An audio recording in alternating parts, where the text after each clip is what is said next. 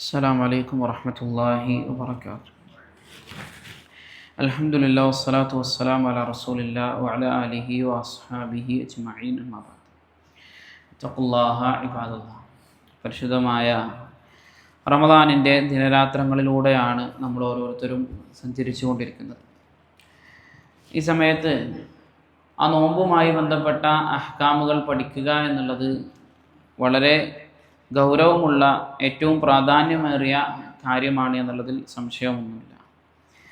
അത്തരത്തിൽ നോമ്പിനെ മുറിച്ച് കളയുന്ന കാര്യങ്ങൾ ഏതാണ് എന്ന് പഠിക്കലും അനിവാര്യമായ കാര്യമാണ്. പണ്ഡിതന്മാർ വിശുദ്ധ ഖുർആനിൻ്റെയും തിരു ഹദീസിൻ്റെയും അടിസ്ഥാനത്തിലാക്കിക്കൊണ്ട് നോമ്പ് മുറിയുന്ന കാര്യങ്ങളെ നിജപ്പെടുത്തി എണ്ണിത്തിട്ടപ്പെടുത്തി നമുക്ക് പഠിപ്പിച്ചു തരുന്നതായിക്കൊണ്ട് കാണുവാൻ സാധിക്കും. വളരെ ചുരുങ്ങിയ രൂപത്തിൽ നമുക്കെല്ലാവർക്കും മനസ്സിലാക്കാൻ പറ്റുന്ന രൂപത്തിൽ അതൊന്ന് പറഞ്ഞു പോവുക മാത്രമാണ് ചെയ്യാൻ ഉദ്ദേശിക്കുന്നത്.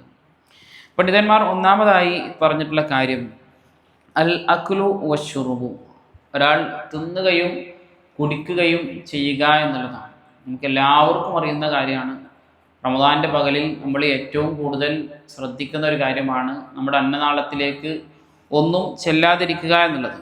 അപ്പോൾ തിന്നുക കുടിക്കുക എന്നുള്ളത് നോമ്പിനെ മുറിച്ച് കളയും എന്നുള്ള കാര്യത്തിൽ യാതൊരു സംശയവും ഇല്ല തന്നെ.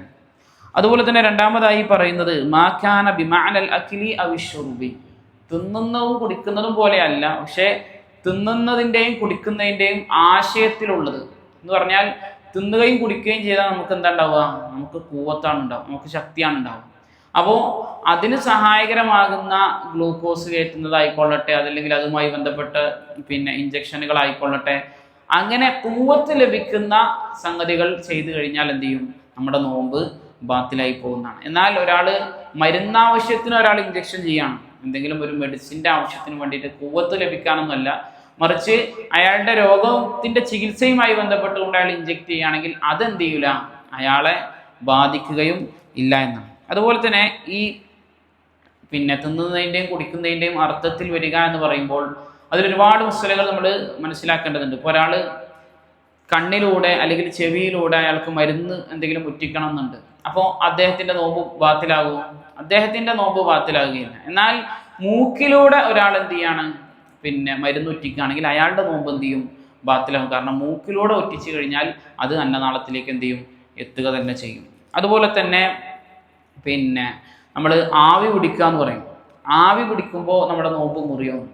ആവി പിടിക്കുമ്പോൾ സ്വാഭാവികമായിട്ട് എന്ത് ചെയ്യും? നമ്മുടെ നോമ്പ് മുറിയും. കാരണം അതിൻ്റെ പുക നമ്മളെ ഉള്ളിലേക്ക് എന്ത് ചെയ്യും?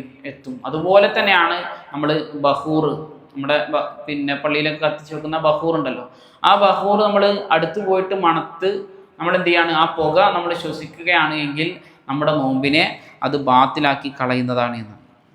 മൂന്നാമതായി പണ്ഡിതന്മാർ പഠിപ്പിച്ചു തരുന്നത് അൽ ജിമാഉ, ഭാര്യ ഭർത്ത് ബന്ധം ഉണ്ടാവുക എന്നാണ്. അപ്പോൾ ഭാര്യയും പുരുഷനും സ്ത്രീയും തമ്മിൽ ബന്ധപ്പെട്ട് കഴിഞ്ഞാൽ അവിടെ അവരുടെ നോമ്പ് ബാത്തിലായി പോകുന്നതാണ്. മാത്രമല്ല അത്തരത്തിൽ റമദാനിൻ്റെ പകലിൽ ഒരാൾ ഭാര്യയുമായി ബന്ധത്തിൽ ഏർപ്പെട്ട് കഴിഞ്ഞാൽ അവർക്ക് കഫാറത്തുമുണ്ട്.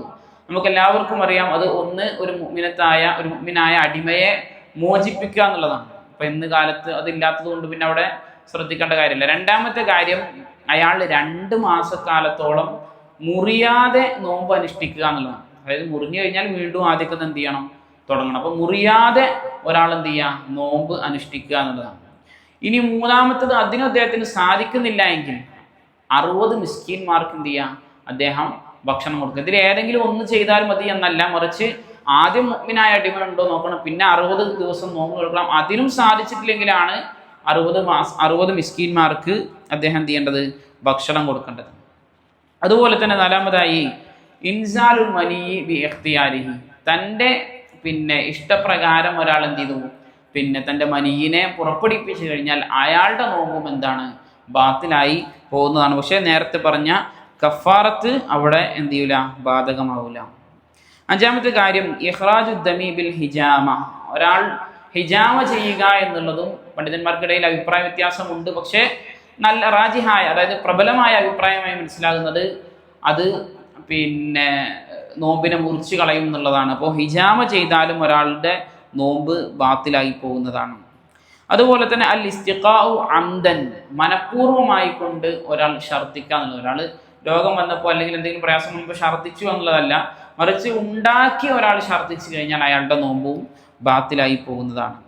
അതുപോലെ തന്നെ ഏഴാമത് ഖുറൂജു ദമിൽ ഹൈദി വൻ നിഫാസി. സ്ത്രീകളെ സംബന്ധിച്ചിടത്തോളം ഹൈദിൻ്റെയും നിഫാസിൻ്റെയും രക്തം പുറപ്പെടുക എന്നുള്ളത്, അത് റമദാൻ നോമ്പ് മുറിക്കുന്നതിൻ്റെ ഒരു 5 മിനിറ്റ് മുമ്പാണ് അവർ അറിഞ്ഞത് എങ്കിൽ പോലും അവർ ആ നോമ്പിന് എന്ത് ചെയ്യണം, വീണ്ടും ഖളാ വീട്ടേണ്ടതുണ്ട് എന്നാണ്. ഇനി അവരെന്ത് ചെയ്യാണ്, ഒരു ടൗണിൽ വെച്ചോ മറ്റൊക്കെ അവർക്ക് ഹൈളായി എന്ന് തോന്നാണ്, പക്ഷെ അവർ വീട്ടിൽ വന്നതിൻ്റെ ശേഷം മാത്രമാണ് അവർ രക്തം കണ്ടത്. അതായത് നോമ്പൊക്കെ തുറന്ന് വീട്ടിലെത്തിയതിൻ്റെ ശേഷമാണ് രക്തം കണ്ടത്. അങ്ങനെയാണെങ്കിൽ അവർ നോമ്പ് നോറ്റ് വീട്ടണോ? അവർ നോമ്പ് നോറ്റ് വീട്ടണ്ട. കാരണം മുമ്പുള്ളത് ഉറപ്പിച്ചിട്ടില്ല. ഉറപ്പിച്ചത് എപ്പോഴാണ്? നോമ്പിൻ്റെ ശേഷമാണ്. അപ്പോൾ നോമ്പിൻ്റെ ശേഷമായതുകൊണ്ട് ആ നോമ്പ് അവർക്ക് പരിഗണിക്കും, അത് അവരെന്ത് ചെയ്യേണ്ടതില്ല, ഖളാ വീട്ടേണ്ടതില്ല.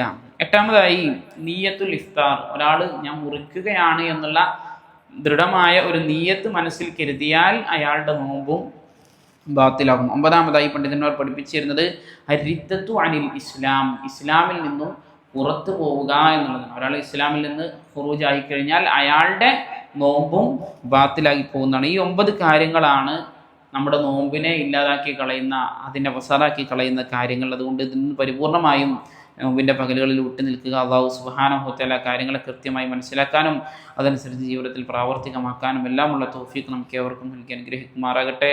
സുബ്ഹാനകല്ലാഹുമ്മ വബിഹംദിക അശ്ഹദു അൻ ലാ ഇലാഹ ഇല്ലാ അൻത അസ്തഗ്ഫിറുക വ അത്തൂബു ഇലൈക്. അസ്സലാമു അലൈക്കും വറഹ്മത്തുള്ളാഹി വബറകാതുഹു.